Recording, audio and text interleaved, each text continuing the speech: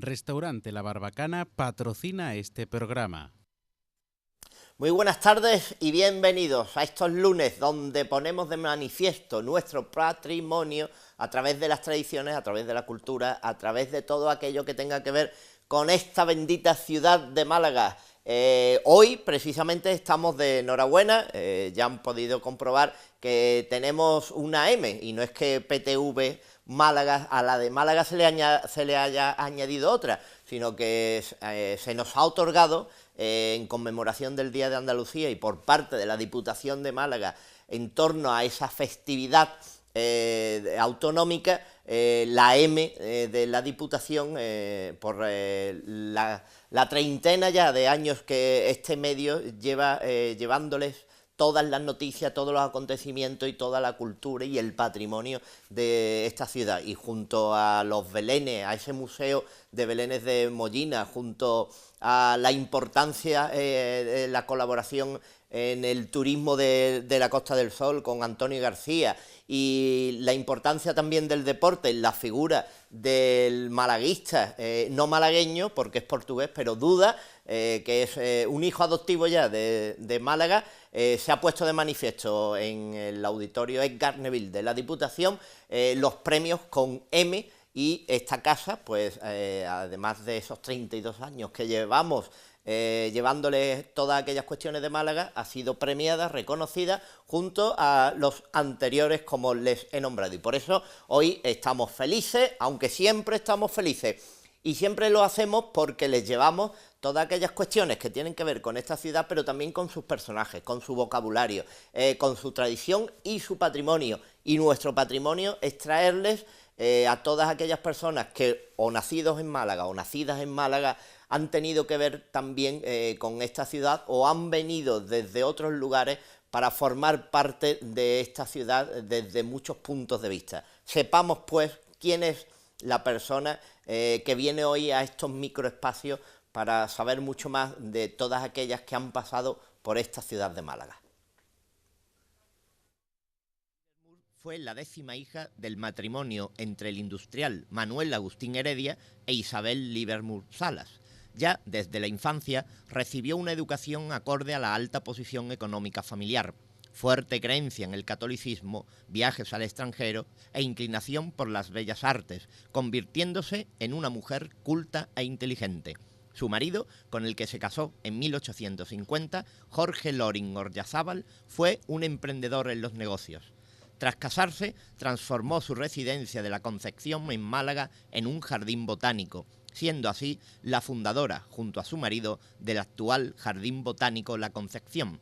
Se destacó por su obra benéfica, financiando junto a otras personas de la alta sociedad el Hospital de San Julián y colocando en 1862 la primera piedra del que había de ser el futuro Hospital Civil.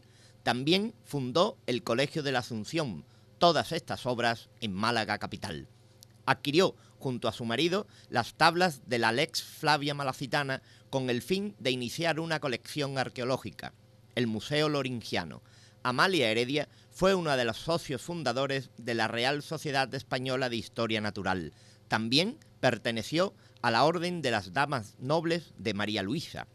Cuando sucedió el sexenio revolucionario, el matrimonio Loring-Heredia se decantó por una tendencia monárquico-liberal y se trasladó a Madrid poco antes de la Restauración borbónica. Fueron amigos del político Antonio Cánovas del Castillo, que era pariente lejano de ella. Amalia enviudó en 1900 y falleció 2 años después. Sus restos mortales reposan en el panteón familiar de los Heredia en el cementerio de San Miguel de Málaga.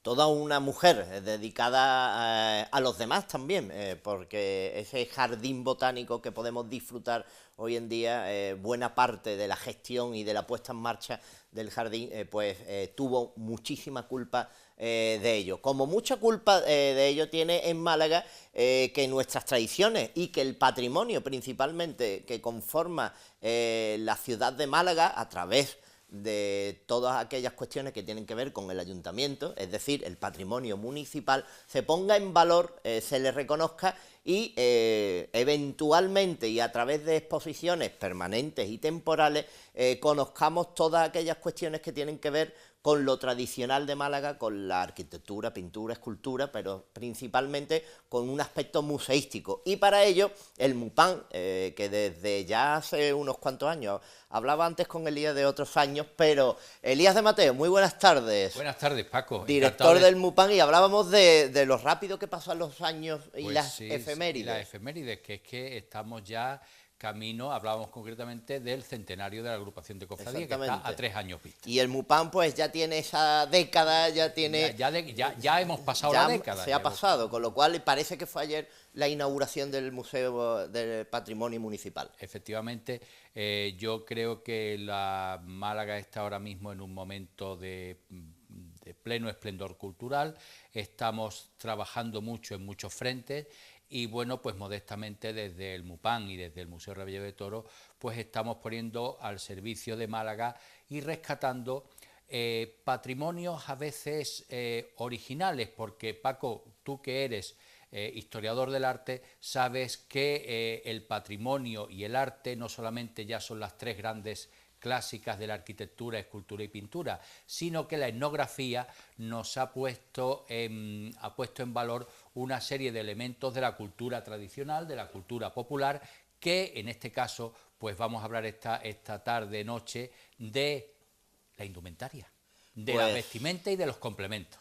Esta es la indumentaria y precisamente así se vestía en Málaga. Es una exposición de la indumentaria y también de todo lo que conlleva alrededor de la indumentaria, todos aquellos instrumentos que servían para esa vestimenta que estamos viendo. Elías, indumentaria popular del siglo XIX, colección Juan Navarro. Es la exposición temporal que el MUPAN nos trae y que precisamente acaba de inaugurarse. La inauguramos el viernes de la semana pasada con la asistencia del alcalde, de la concejala de Cultura, también estuvo Margarita del Cid, presidenta de la Mancomunidad de Municipios de la Costa del Sol Occidental, y yo tengo que decir que para gran satisfacción del equipo que dirijo en el MUPAN, pues que no se cabía, Paco, no se cabía porque estaba una representación de las peñas de Málaga, estaba la gente tan cariñosa y tan querida de la asociación La Coracha, de tradiciones malagueñas, porque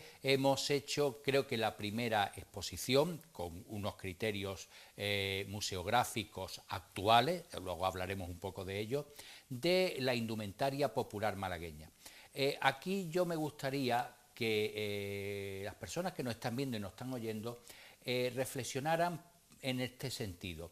Siempre hemos dicho, bueno, lo popular de Málaga era pues los atavíos de Marengo, o los de malagueña, o los de Verdiales.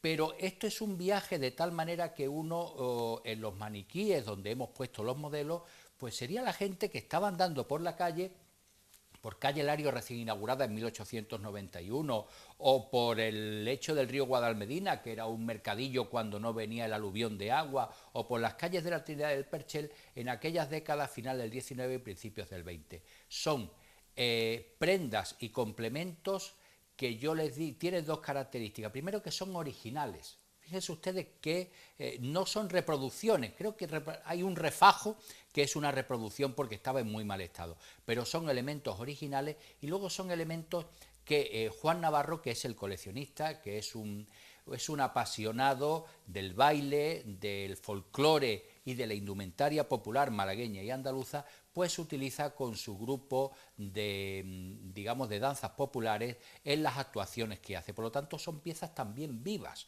o sea, son piezas originales y piezas vivas, con lo cual realmente estamos hablando de una exposición absolutamente extraordinaria. Elías, estamos viéndola y vamos a poder admirar más de 100 piezas de las 4.000 que compone la colección particular de Juan Navarro. Sí, por ejemplo, aquí tenemos, estamos hablando de modelos masculinos y de modelos femeninos, ahí tenemos un modelo masculino popular, pero de día festivo, de día un poco, vamos a decir, bueno, de alguna celebración, o simplemente la gente se vestía de domingo, Paco, que eso hoy en día las jóvenes generaciones no conocen eso, pero la gente se vestía de domingo. Ahí tenemos el bicornio, que a ti tanto te ha impresionado, que es la pieza más antigua, porque Juan Navarro supone que procede de 1810, 1820. Ahí hemos visto unas morilleras, que siempre uno, cuando yo hablo, ahí lo tenemos por ejemplo, siempre se habla de que esto es característico de Ronda, de la corrida goyesca, la recrea Claro, la todos los años, madroñera, la morillera. la morillera, pero sin embargo Juan las ha encontrado en Málaga y dice que Ronda, cuando empezó a hacer las corridas goyescas a principios del siglo XX, digamos que reinventó esa indumentaria, ese complemento, y lo hizo, digamos, lo identificó con Ronda, pero que esas dos originales eran concretamente de Además, Málaga. fue un atavío también muy mediterráneo porque Cádiz, la provincia de Cádiz también... Exactamente, pero concretamente todas estas piezas están encontradas en Málaga. Ahí vemos el bicornio, que tiene unos colgantes de azabache, y hemos hecho, me gusta que hayáis tomado esta imagen de recurso, hemos hecho dialogar las piezas con una serie de imágenes que nos ha facilitado, yo creo que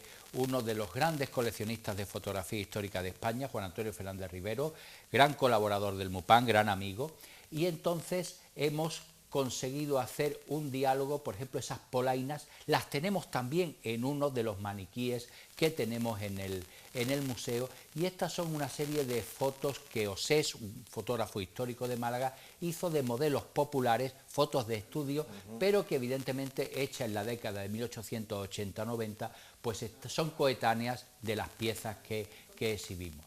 A mí me gustaría decir que esta exposición tiene un planteamiento muy similar en ese diálogo fotografía histórica con elementos, ahora hablaremos del mantón de Manila, de este magnífico mantón de Manila, con la que ahora mismo se está desarrollando en el Museo Thyssen de Madrid, donde hay un diálogo entre los vestidos de alta costura de la época y la obra de Sorolla y los retratos de Sorolla. Entonces, aquí lo que no tenemos es alta costura, pero tenemos indumentaria de las clases medias e indumentaria popular. Ahí vemos castañuelas, un mantón que está junto a la caja donde se guardaba, ahí tenemos esas fotografías que tienen, por ejemplo, las señoras blusas bordadas similares a las que están, los distintos tipos de peina, de peinilla, flores de adorno para las señoras, para el pecho. O sea que realmente la exposición es muy completa y, digamos, hemos sacado el fondo de armario de las malagueñas y de los malagueños de finales del siglo XIX. Hay una cuestión que has mencionado anteriormente, y es el fijarnos y el contemplar cómo la vestimenta de Málaga no se ascribe solo a la vestimenta de las fiestas, como Verdiales, el marengo, la puesta en escena de esos vestidos que hoy en día tenemos asimilados, pero que hay una vestimenta totalmente maravillosa, como estamos comprobando. Mucho más diversa, mucho más plural, y yo sigo pensando de que si esos maniquíes cobrasen vida, pues seguramente era lo que las personas que en Málaga, digamos, andaban por la calle en aquellas décadas, pues se vestirían de manera similar. Ahí hay en el centro, por ejemplo, un elemento, una toquilla de estas gruesas de lana negra y un refajo también muy oscuro, que uno todavía recuerda de niño en personajes populares de la Trinidad o del Perchel o de los pueblos, ¿no? Porque es esas señoras vestidas de negro y con esa toquilla, porque ellas no usaban abrigo, usaban esa toquilla amplia. Aquí tenemos un conjunto en gris, ahí tenemos las monteras, y además se ha hecho, yo creo que con un tratamiento expositivo exquisito, con unos maniquíes adecuados a este tipo de indumentaria, y ahí tenemos uno con ese sombrero de paja que es de la faena del campo. O sea, la faena del campo. Málaga tenía muchas huertas alrededor y muchos malagueños se dedicaban a la agricultura. Luego, Paco, llegó la construcción, llegó el turismo y ya pues esas huertas evidentemente se convirtieron en urbanización. Pues verdaderamente que es todo lo que estamos apreciando. Hemos estado hablando que es una colección de más de 100 piezas expositivas, las que se pueden ver en Así se vestía en Málaga, indumentaria popular del siglo XIX, precisamente de la colección Juan Navarro. Juan Navarro, como nos comentaba antes Elías, es un apasionado de todo lo que es cuestión de bailes tradicionales de Málaga. Precisamente a través de esa pasión de Juan Navarro, pues ahí existe una asociación folclórica cultural que también tendrá mucho que ver con esta exposición, y ya lo diremos ahora a continuación, puesto que esta asociación folclórica cultural, que se denomina evidentemente Juan Navarro, va a exponer ya no solo los trajes de la propia colección, sino que va a tener una serie de actuaciones a lo largo de del mes de mayo. Del mes de mayo, porque hemos decidido poner en valor el Museo del Patrimonio Municipal. Es un edificio complejo, es un edificio que tiene muchas posibilidades y tenemos una magnífica pérgola, que con el buen tiempo pues nos ha servido muchas veces para dar pequeños conciertos, para hacer actuaciones, para hacer incluso alguna proyección, y yo le propuse a Juan Navarro, que es una persona, la verdad es que extraordinaria en su calidad humana y también pues como bailarín y como coleccionista, digo, bueno, esta exposición no se merece unas conferencias, se merece que el grupo folclórico tuyo, el grupo que rescata esos bailes y esas danzas populares andaluzas y malagueñas, pues hagan una serie de actuaciones. Entonces, todos los sábados del mes de mayo, menos el de la Noche en Blanco, pues lo vamos a tener por la tarde a las 7:30 en la pérgola del Mupán. Además, se va a poder, digamos, la gente se va a ver atraída porque la pérgola está en todo lo alto de la escalera, pero evidentemente se va a oír y se va a ver desde el paseo de Reding, desde el final del Además, parque. un mes de mayo que en Málaga es fantástico por la temperatura que tenemos. Hablamos del 5, del 19 y del 26. Exactamente. Y una primicia para los espectadores de PTV, Paco, que ya puedo adelantar, y es que el día de la inauguración, pues la concejala de Cultura, Gema del Corral, pues habló con Juan Navarro y conmigo y dice, hombre, esto está muy bien, lo que ha hecho Elías es estupendo, pero en la Noche en Blanco yo quiero que tú estés aquí también. Entonces vamos a intentar organizar en la Noche en Blanco, que es ese sábado que he dejado en hueco en las actuaciones, pues un desfile de modelos femeninos con los atuendos, con 4 o 5 mil piezas, evidentemente tiene para hacer un desfile de modelos, y lo vamos a tener como así se paseaba por Málaga, en varios pases en la Noche en Blanco en el Museo del Patrimonio Municipal. O sea que vamos a tener la indumentaria expuesta durante 3 meses, pero la indumentaria también vestida por las colaboradoras de Juan Navarro en esa Noche en Blanco, pues en lugar de ser la alta costura de los modistos que actualmente están en boga, estoy pensando en Lorenzo Caprile, que es el gran favorito de Su Majestad la Reina, pues realmente vamos a ver cómo eran las malagueñas y cómo lucían esa indumentaria en vivo y en directo. Además que a través de estos trajes sí podemos ver muchas influencias actuales, porque los corpiños, todas las toquillas, las medias capas y todos los complementos tienen un reflejo a día de hoy. Además hay una cosa muy singular que lo vemos en el mantón de Manila, que es quizá la pieza estrella, porque es un mantón de Manila totalmente bordado en seda de color crudo, con escenas de la vida china de finales del siglo XIX. Ahí está el agricultor, ahí está el ganadero cuidando del ganado, ahí está la escuela, ahí están los templos, ahí están los caminos, los caminantes. Y en ese conjunto y en otras prendas que hemos visto en el reportaje que habéis hecho magníficamente, pues se ve que había claramente en el mundo occidental en aquella época, y en Málaga siempre llegan estas cosas, una atracción por lo oriental, una atracción, la estampa japonesa en lo que es la historia del arte a finales del siglo XIX, y decía Juan Navarro, y eso lo sabíamos realmente, que la denominación popular mantón de Manila es una denominación que da lugar a equívocos, y verán ustedes, y me voy a explicar. Los mantones que han lucido nuestras abuelas y que están todavía en los baúles de alguna de nuestras casas, eran mantones bordados y tejidos en China.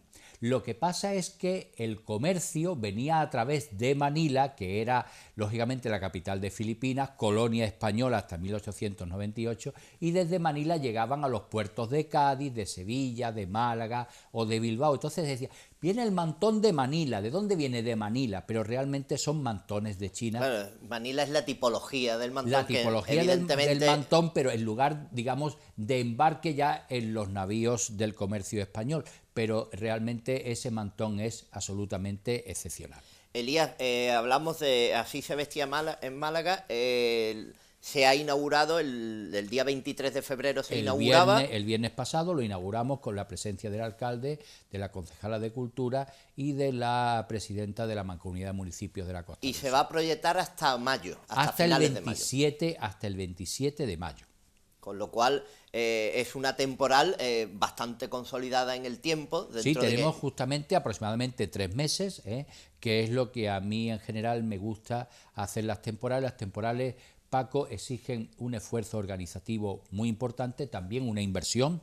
Hay que hacer un diseño expositivo, hay que hacer un diseño de catálogo, hay que hacer un transporte, unos seguros, y entonces hay que sacarle un cierto rendimiento. Y la Noche en Blanco va a ser un poco ya el colofón de toda esa semana, finales de mayo, de esta exposición. Sí, porque esta, en contra de lo que pueda parecer o de lo que mucha gente se pueda pensar, que es solo una exposición de trajes y elementos decorativos en torno a la vestimenta, es una exposición que habla de la sociedad, de la cultura, del comercio, de los oficios que se realizaban en esos finales del 19, principios del 20, con lo cual no solo vamos a ver trajes, sino que vamos a analizar una historia de Málaga muy interesante. Es que es la historia de la gente normal, de la gente corriente. Ahí hay algunos apuntes que el equipo didáctico que trabaja conmigo y que yo les invito a ustedes a que llamen al MUPAN y concierten de manera gratuita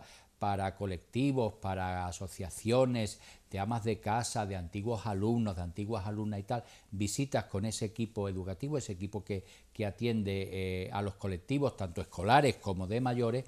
Pues hicimos una previa, que se llama una visita previa, y estábamos diciendo, Paco, que la etnografía e incluso la historia total que hoy en día intentamos practicar, pues nos hablan, por ejemplo, cómo la indumentaria se abarató extraordinariamente cuando la revolución industrial pues dio tejidos de algodón a unos precios mucho más baratos. De hecho, ahí los elementos que están en seda son los de las clases medias y los que están en algodón o en lana son los que digamos vestían las clases más populares. Pero luego Málaga tiene una parte agrícola y una parte, digamos, castiza y de interior que está ahí, porque, repito, Málaga estaba rodeada de huertas, y luego hay una parte cosmopolita con influencia, evidentemente, de nuestro puerto, de la burguesía comercial, etcétera. O sea, es una relectura a través de un foco, de una lente distinta,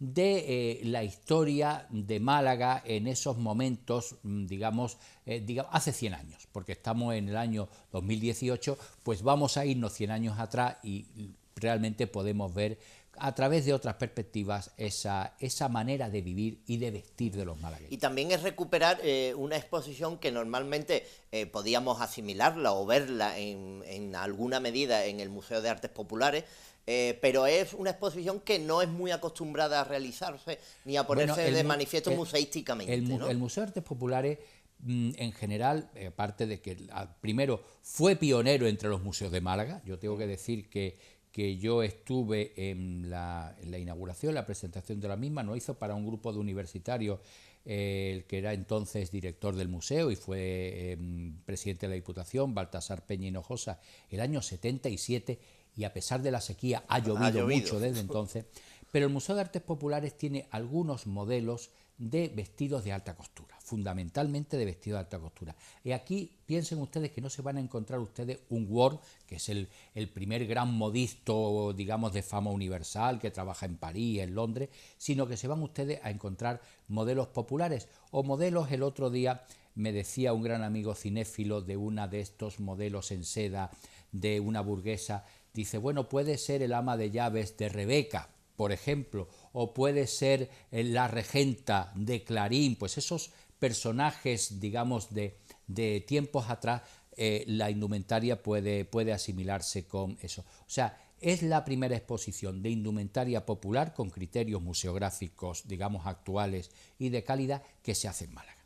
Sí, pues, además que invitamos, además de verla, que se inmiscuyan en esa sociedad donde lo industrial compaginaba o se inmiscuía también con todas aquellas clases labranza, trabajos en el campo, los aperos, y eran, se pueden ver perfectamente las piezas que eran para vestir como de domingo, como decía, de aquellas que eran para la labor, para el trabajo o para andar por el campo. Ahí, por ejemplo, hay un par de maniquíes femeninos que yo me imagino que algunas de las tejedoras de la industria malagueña iban desde sus casas, desde los corralones del Perchel hasta la fábrica de hilados de los Larios, pues ataviadas de una manera muy parecida a eso. Y luego están esos vestidos negros. El negro se llevaba mucho entre las clases medias y las clases altas. Luego, además, los lutos, Paco, duraban una eternidad en aquella época. Ya la gente que está en los colegios no sabe lo que es un luto. No, para nada. Para nada. Entonces,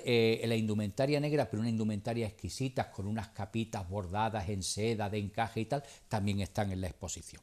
O sea, es una manera de acercarse no a los grandes hechos históricos ni a los grandes personajes, sino a la gente como nosotros, a la gente que estaba por la calle y que tenía sus inquietudes, sus problemas, sus trabajos, etcétera. Pues nosotros no vamos a guardar el luto de este programa porque vamos a continuar con él y vamos a hablar de muchos más valores positivos, museísticos, pero eso será después de este pequeño paso por publicidad.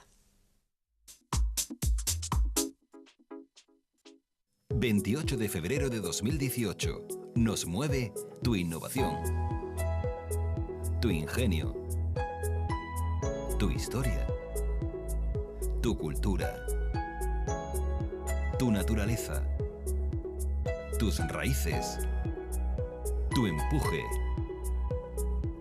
tu carácter. Únete al movimiento de los que queremos una Andalucía mejor. Andalucía nos mueve. Partido Popular Andaluz. Nube. Sombra. Mitad. Largo. Solo.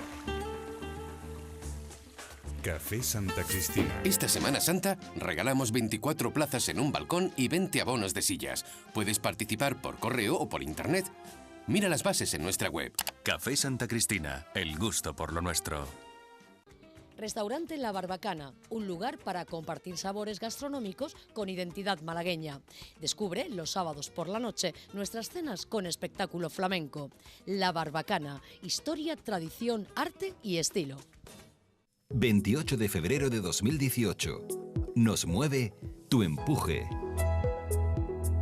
tu ingenio, tu innovación, tu historia, tu naturaleza, tu cultura, tus raíces, tu carácter.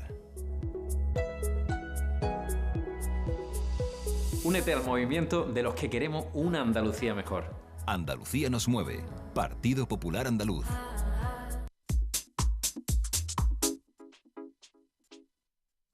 Pues en esta semana que precisamente los andaluces la reconocemos como la Semana Blanca, y principalmente cuando uno estudiaba en el colegio, esta semana era muy aprovechable para esas mini vacaciones que quedaban antes de la Semana Santa, y es lo que vamos a proclamar a lo largo de esta Semana Santa. Como proclamamos nuestro lenguaje, el malacitano, dentro de esta Andalucía, y nuestra peculiar forma de entendernos, de comprendernos y de comunicarnos entre nosotros con un lenguaje, como les decíamos y como vemos en este programa, muy especial. Así pues, sepamos de qué palabra estamos hablando en el día de hoy. Advertimos que algo está cuajao con la exclusión de la D, estamos haciendo referencia a la solidificación o espesura del elemento en cuestión, pero en esta tierra ese mismo cuajao que podemos observar en la elaboración del queso, por ejemplo, lo utilizamos para aseverar que una persona está cuajá, cuando está atontada, parece obnubilada o perdida. Vaya, que está cuajao. Es una palabra que se le escucha a las madres sobre todo. El niño está cuajao es muy, muy característico, y después del cuajao viene el cosqui, que también es muy malagueño, que no viene a ser otra cosa que la colleja o el coscorrón que se nos da después de niño está cuajado. Así pues, nosotros no estamos cuajados en el sentido en el que proyectamos Málaga, estamos hablando de una nueva exposición de vestimentas, de atavíos, de complementos en el Museo del Patrimonio Municipal y contamos con la presencia, saben que nos gusta a lo largo del año, pues ir informándoles de todas aquellas exposiciones que tienen que ver, sobre todo más con nuestro lado, el malagueño, ¿no? Y el director del MUPAN, además del Revello de Toros, don Elías de Mateo, pues nos estaba comentando esta nueva exposición. Elías, hablábamos de la Semana Blanca y precisamente el MUPAN pone una serie de actividades en torno a la Semana Blanca y a los colegios también. Efectivamente, tanto el MUPAN como el Revello de Toros tenemos una serie de talleres para los niños, que ya están absolutamente todos cubiertos, que en el caso del Revello de Toros han empezado hoy ya a trabajar en él, y en el MUPAN pues van a empezar a partir de mañana, y la verdad es que tenemos un éxito enorme porque es una manera en que los chavales pues estén, digamos, formándose de una manera mucho más relajada y teniendo un contacto con actividades de tipo manuales y al mismo tiempo con las obras artísticas que tenemos en los museos, no solamente en los dos que tengo bajo mi responsabilidad, sino en general la oferta para los escolares malagueños en esta Semana Blanca, que hay una polémica porque la quieren eliminar definitivamente, pero en cualquier caso la tenemos, la aprovechamos y yo creo que los niños tienen un contacto muy positivo de estas cosas, Paco, que cuando esta mañana estaba yo en el Revello, y cuando uno es pequeño y tiene ese contacto y tal, son esas imágenes y esas experiencias y esas vivencias que ya luego no se le olvidan a uno el resto de su vida. Pues mi madre me llevó a un museo y allí estuvimos haciendo unos juegos y unas actividades manuales y estuvimos además, nos explicaron no sé qué. Realmente en la infancia es cuando se quedan muchas imágenes perfectamente grabadas, y en eso estamos cultivando, yo creo que lo mejor de, como decía el profesor Sánchez Mesa, de feliz memoria, catedrático de Historia del Arte y maestro de tantas generaciones, cultivando la chiquillería. Cultivando la chiquillería, y escultor también. Y el escultor, él era fundamentalmente un gran estudioso, y escultor su padre, que Vélez Málaga le debe mucha de la imaginería. Un escultor que recreaba obras de siglos anteriores. Pero la verdad es que es un escultor neobarroco muy relevante y muy interesante. Todos los que hemos estudiado algo de imaginería y de escultura, a Sánchez Mesa, historiador, siempre nos hemos referido por sus estudios, y a su padre por la labor imaginera. Por la labor imaginera. Elías, eso me viene a colación el hablar de lo que ya hemos hablado en otras ocasiones, que los museos son espacios vivos y que esas actividades que realizáis ahora con colegios lo que permiten es tocar. El concepto del museo ha cambiado, el no tocarnos, escuchar la explicación, que no se enteraba uno de nada en esa explicación, y ese concepto ha cambiado. Bueno, de hecho, Paco, por ejemplo, en el MUPAN, cuando yo me hice cargo del mismo y el equipo que está, digamos, bajo mi coordinación, pues lo que hicimos fue transformar un espacio muy importante en un aula didáctica. Un aula didáctica donde están las mesas para que los grupos de mayores y de pequeños pues puedan realizar actividades que realmente hacen que el museo esté vivo. Las exposiciones temporales, las conferencias, los talleres, las actuaciones. Muchas veces tenemos en los museos actuaciones de grupos de cámara, de música clásica. Yo he tenido en el Revello recitales de flamenco. O sea que los museos hoy en día son, diríamos en Málaga, un no parar. Pero realmente estamos renovando continuamente nuestra oferta cultural, y el otro día, cuando yo no tuve la oportunidad de ir a la inauguración de la nueva colección del Museo Ruso, pero sí decidí coger un sábado, este sábado pasado, e ir con mi familia, y tengo que decir que los museos, pues el que puede, y el Museo Ruso es un ejemplo paradigmático, renueva totalmente su colección, porque además, como tiene el Museo Estatal de San Petersburgo, tiene ese fondo de armario, que no es el armario, que es la fosa de las Marianas, de profundo, pues realmente tiene dos elementos muy notables, que yo además también les recomiendo, no solamente en los museos que tengo a mi cargo, sino que vayan ustedes hasta Welling y vean ustedes el arte que se hacía en la época estalinista, en la época soviética, porque realmente es un arte al servicio de la propaganda, pero un arte extremadamente eficaz para lo que se concebía. Y luego algo absolutamente insólito, que era, digamos, lo que los artistas rusos de finales del 19 y de principio del 20 hicieron, recogiendo pues escenas, elementos y tipos de muchos lugares de África, de Asia, etcétera, artistas rusos por el resto del mundo. Yo tengo que decir que como historiador de contemporánea el realismo socialista lo conocía y además iba identificando en esas grandes, digamos, composiciones, bueno, junto a Stalin, todos sus colaboradores, el conquistador de Berlín a Hitler, el mariscal Zhukov, pero luego yo me quedé asombrado con esas creaciones del Cairo visto por un pintor ruso de finales del 19. Hay obras absolutamente maravillosas. Y el museo ruso que ustedes conocieron hace unos meses ya no tiene nada que ver con el museo ruso que ustedes se van a encontrar ahora. Claro, es como el fondo de armario. Pero es que hay un fondo de armario absolutamente maravilloso. De este armario que hoy se nos presenta en el MUPAN y es ese, ¿qué me pongo mañana? Pues el Museo Ruso tiene esa posibilidad, ¿no? Esa posibilidad de ir renovando sus colecciones completamente y además siempre con piezas y con etapas muy interesantes, porque siempre ha dicho que hay una conexión muy estrecha entre Rusia y España, los dos extremos de Europa, y precisamente en el siglo XIX, Paco, al que yo le tengo pues tanta, digamos, tanta admiración, porque creo que nuestra época es el fruto de las transformaciones de aquel momento, pues para todos los europeos el sitio exótico, el sitio donde había que ir, el sitio donde buscar lo novedoso era el extremo oriental de Europa y el extremo occidental y sur de Europa, y en el fondo pues era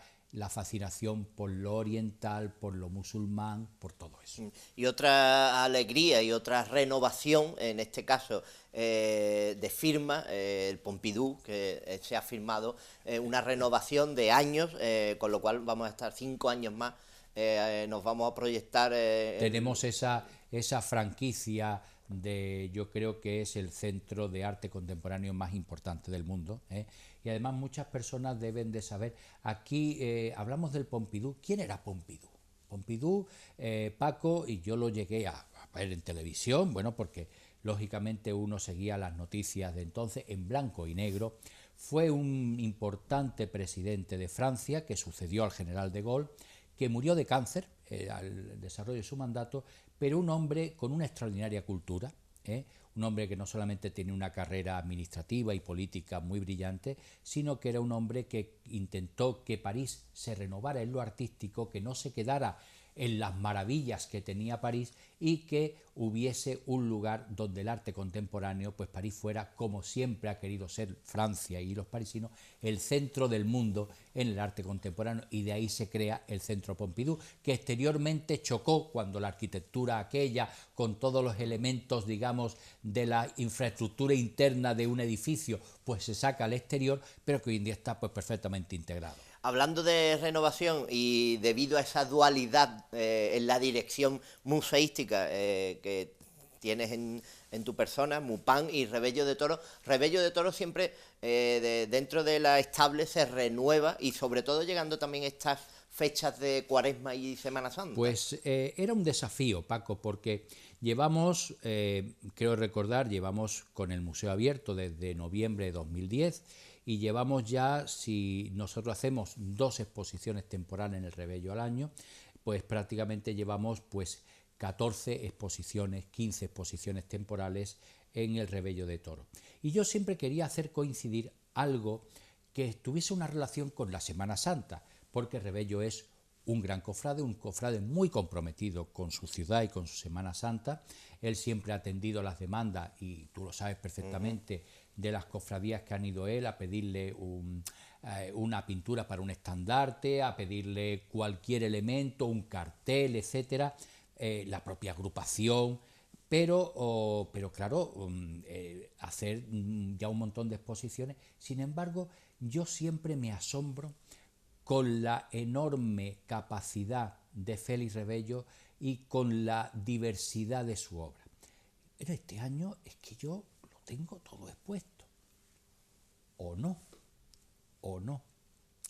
Porque este año vamos a traer, y lo vamos a presentar mañana, una exposición temporal en el que, bajo el título de Rebello y los militares, sacamos a la luz algo insólito, una galería de retratos que no se puede ver. Y ustedes dirán, bueno, ¿y por qué no se puede ver? Y usted va al ayuntamiento y aunque hay un control de la policía y tal, usted puede subir arriba y ver la galería de alcalde, donde hay magníficas obras de Rebello. O Diputación, que también los hay. O la Diputación, que también lo hay. O si va usted a Madrid y organiza, y una visita organizada, va usted al Congreso de los Diputados y allí hay un retrato en la galería de retratos de presidentes del Congreso y de las Cortes de Torcuato Fernández Miranda, el gran arquitecto de la transición. O uno va al Senado y hay retratos de Rebello, o va a la Academia Española, lugares donde con ciertos, vamos a decir, ciertos controles uno puede acceder.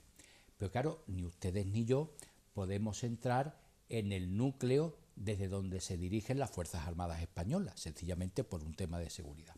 Rebello ha pintado a muchos de los jefes de lo que se llamaba entonces el Alto Estado Mayor, que son las personas con el mando directo de las Fuerzas Armadas Españolas.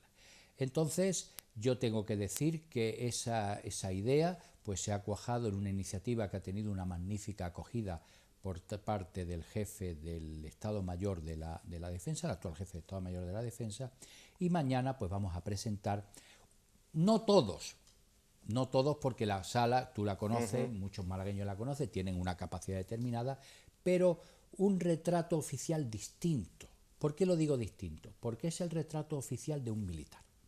Entonces aquí ya no tenemos al político, yo he hecho una exposición de Rebello y los políticos, sino que tenemos un retrato oficial donde el semblante de la persona, donde Rebello es un fantástico pintor de la psicología del personaje, pues dialoga no con un atuendo académico o con un atuendo civil, sino con el uniforme militar en su conjunto. Creo que es una oportunidad de ver una obra oculta, pero oculta sencillamente por motivos de seguridad. Yo tuve el placer de estar en el Estado Mayor de la Defensa hablando de esta exposición, y yo tengo que decir que menos hacerme un escáner de tipo médico, allí para entrar, lógicamente aquello pues tiene unas medidas de seguridad absolutamente excepcionales. Entonces, claro, allí ¿quién ha visto eso? Pues lógicamente los jefes militares que están despachando o están haciendo sus tareas habitualmente. Pero eso lo vamos a tener en Málaga, lo vamos a tener 3 meses y, hombre, dirán ustedes, ¿qué relación tiene por la Semana Santa? Pues yo creo que está claro. La presencia de las Fuerzas Armadas en muchas de nuestras cofradías siempre ha sido relevante desde principios del siglo XX, y yo he querido traer una galería de retratos oficiales de militares como yo creo que nunca se ha visto en la ciudad. Además que esa vinculación real, más allá de la presencia en los días de Semana Santa, se alarga a todo el año, puesto que a través de la congregación de la Archicofradía de la Esperanza estamos viendo intendencia, la Armada, la Legión, hay una... En regulares, por ejemplo, la Brigada Paracaidista, en el caso de Fusionada, pues ha habido siempre, que tiene un carácter, ustedes lo saben, estrictamente militar, aunque su función es de orden público, la Guardia Civil con la Cofradía de la Expiración, pues lógicamente a los malagueños la presencia de uniformes en las calles nos resulta algo familiar. Y yo tengo que decir, y Paco creo que estarás de acuerdo conmigo, porque creo que modestamente somos dos personas que estamos que palpamos mucho digamos, el sentimiento de la calle en esta ciudad, que las Fuerzas Armadas tienen una gran acogida en la ciudad. Bueno, como se decía, el banderín de enganche. Málaga ha sido muy banderín de enganche,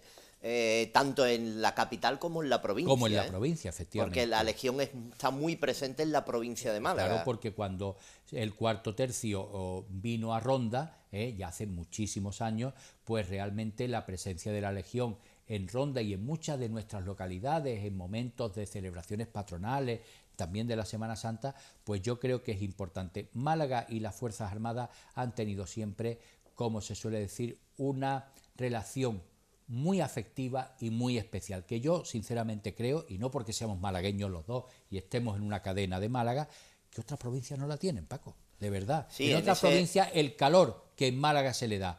A cualquier momento, cuando se ha celebrado aquí, hace algunos años, el Día de las Fuerzas Armadas, que se celebró en el parque, cuando se ha celebrado la jura de bandera, que se ha celebrado en el parque o en el portaaviones,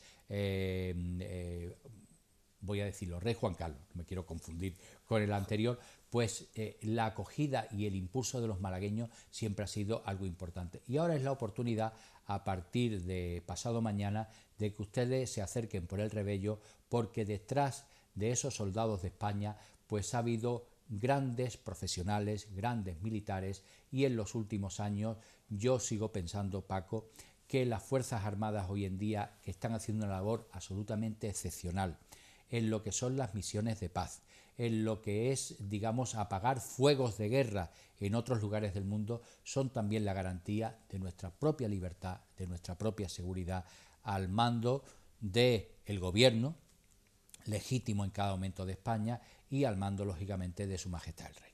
Elías, decías, mañana, estamos hablando de hoy lunes, cuando nos vean en la redifusión, comprenderán que no es el día de mañana, pero hoy sí, que estamos en directo. Mañana se inaugura, se pone de manifiesto. Mañana presentamos esa exposición, que tú me vas a permitir que nada más que, digamos, he descrito la cáscara, la corteza, pues porque tenemos lógicamente que atender a todos los medios y ya desgranarla en vivo y en directo in situ en el museo, pero que a partir del Día de Andalucía, que tenemos abierto en el Rebello de Toros hasta las 2 de la tarde, pues pueden ustedes siempre dar una vuelta por el Rebello, ver la colección permanente, pero ver esa galería de retratos desconocidos y ocultos, por razones de seguridad, de Félix Rebello de Toros. Que se va a proyectar también durante 3 meses. Durante 3 meses, y lógicamente pues vamos a tenerla en los días de Semana Santa, donde puede uno ver por la calle a un marino, donde puede ver uno por la calle a un legionario, donde puede ver uno por la calle a un paracaidista, y si va al Museo Rebello de Toros pues va a ver a los jefes del ejército español. Además, alguno vendrá incluso a ver a los que fueron sus superiores. Bueno, algunos habrán sido coetáneos. Siempre tenemos, como tú bien sabes, en Semana Santa, especialmente en la Congregación de Mena, siempre tenemos visitas relevantes. El año pasado estuvo con nosotros la ministra de Defensa. Este año, pues siempre con personajes de altas responsabilidades, siempre es difícil confirmar si van a estar o no van a estar, porque siempre puede surgir cualquier cosa. Pero en cualquier caso, siempre el foco de la atención informativa española el Jueves Santo, yo con una pequeña vanidad que me voy a permitir, pues está en el Cristo de la Buena Muerte, en la Virgen de la Soledad y en la Congregación de Mena, en el traslado y en la procesión. Porque es así.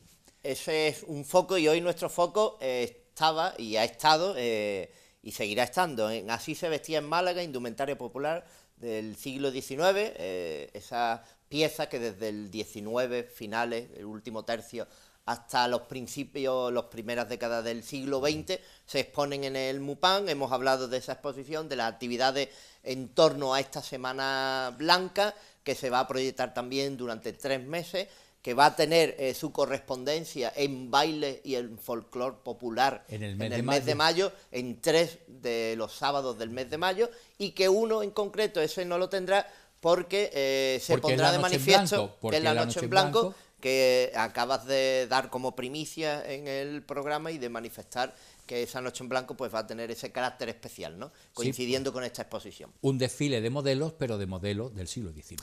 Y después una exposición no privada, pero sí privativa, en cuanto a los retratos de aquellos de los que han jefes ostentado del Estado Mayor de la Defensa, que verán ustedes, se lo explico, y ahí sale la vena docente, siempre presente después de estar 30 años en la docencia.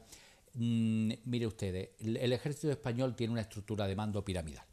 Entonces, la cabeza del ejército, a niveles reales y a niveles efectivos, es Su Majestad el Rey, que tiene el rango de capitán general.